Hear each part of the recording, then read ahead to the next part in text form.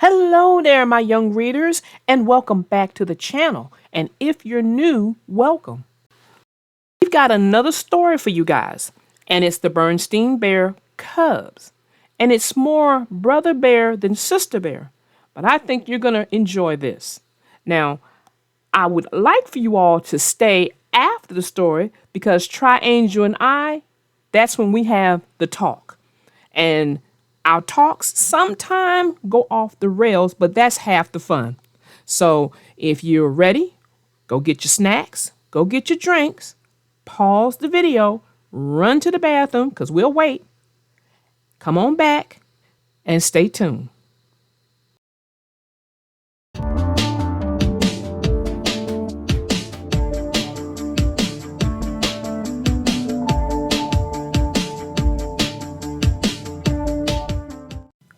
The name of this story is called The Berenstain Bears and the Talent Show by Stan and Jan Berenstain. At Bear Country School, early one spring, a call was put out for cubs who could sing, cubs who could dance, tap, or soft shoe, for cubs who could play a horn or kazoo, for cubs who could juggle 3 balls in the air. Then, a special call went out for Brother Bear. I called on you because, as you know, I am in charge of the talent show. Miss Smith, I'd be happy to help with the show, but I have no talent, as far as I know. You may have some talent you don't know about, but what I need now is a talent scout. If a talent scout is what you need, I'll be happy to help. Brother agreed. So Brother scouted Sister, who could dance on her toes, and Fred, who could balance a pole on his nose. Barry was able to make his ears wiggle. Those ears were always good for a giggle. Brother's friend Bill could do clever tricks. Black Belt Bertha could smash through bricks. Queenie McBear could do a backflip. My talent, said Too Tall, is my powerful grip. A grip isn't quite what we had in mind. Please try something else, if you'd be so kind. Not enough, said Miss Smith when she saw Brother's list. There must be some talented cubs that you missed. So, Talent Scout Brother kept scouting around. Here are some more of the talents he found. A cub who could tell the funniest jokes. A cub who can imitate famous folks. A cub who had a ventriloquist dummy. One who patted his head while rubbing his tummy. A cub who could pull rabbits out of a hat. A group of cubs who were acrobats. Uh-oh. Here's Too Tall for another try. Look at the fire in his eye. This time he brought his whole gang along. This time, he said, I will sing you a song. Too Tall's talent was a big surprise. You could see the surprise in Brother Bear's eyes. Hey, Too Tall, way to go! That was great. You're in the show. And what a talent show it was. The Bears of Bear Country were all abuzz.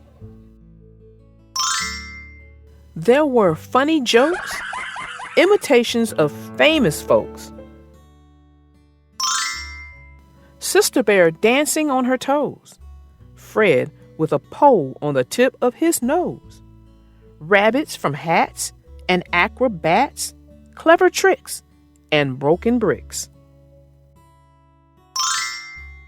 But Too Tall's talent was surely the best, a little bit better than all the rest. One moment, please. Before you go, let's thank all the cubs who were in our show. And one special cub whom I'm sure you all know. Without his talent, there would be no show. It's Brother Bear, our talent scout, a talent who we could not have done without. The applause for Brother was long and loud. Thank you, said Brother. He was very proud.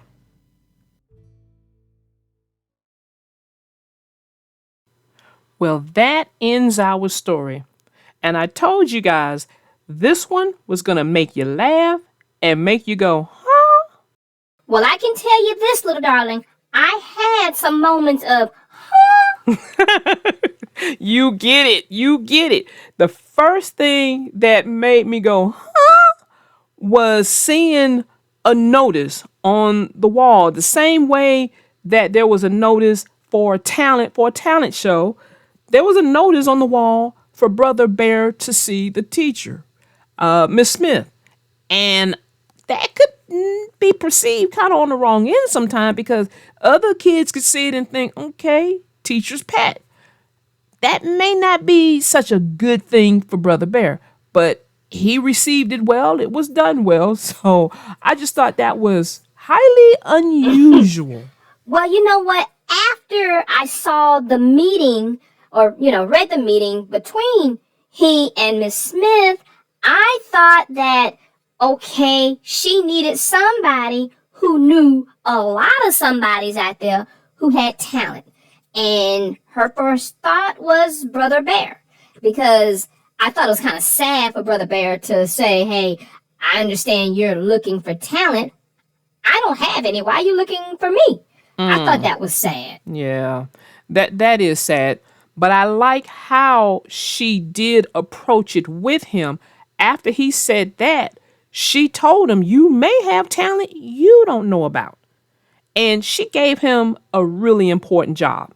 And she capitalized on talent she saw he had, was the ability to talk with people and probably get them to join the talent show. So I thought that was pretty good. Now, my only thing was, he brought in some good talent, no doubt. But there was a few cubs who I would have to look at their talent and go, Okay. Yeah, I had that reaction to a couple of them. Which ones were you thinking about? And let me see if they're the same ones I was thinking of. Oh, girl, you just don't know. When they introduced Barry, remember Barry, the one who wiggled his ears? That was his talent? Oh, all I can say is they had better be glad I was not a judge on that talent show. Because if I was, you know what would happen. What was that? Did you just buzz them?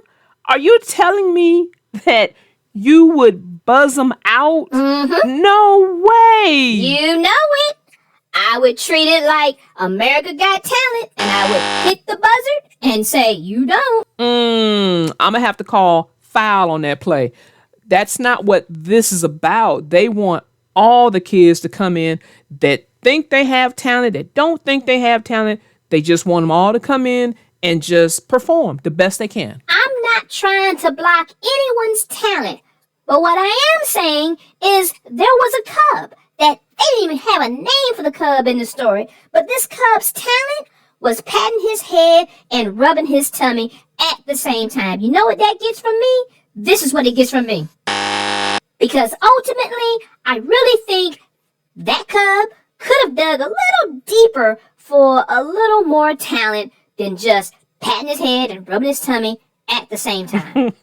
I can see that. I also can see that if you were a coach, you would have your players have to play hard and give them 110%, and you would make them better players at whatever, sport that you were coaching. And I like that. Well, thank you.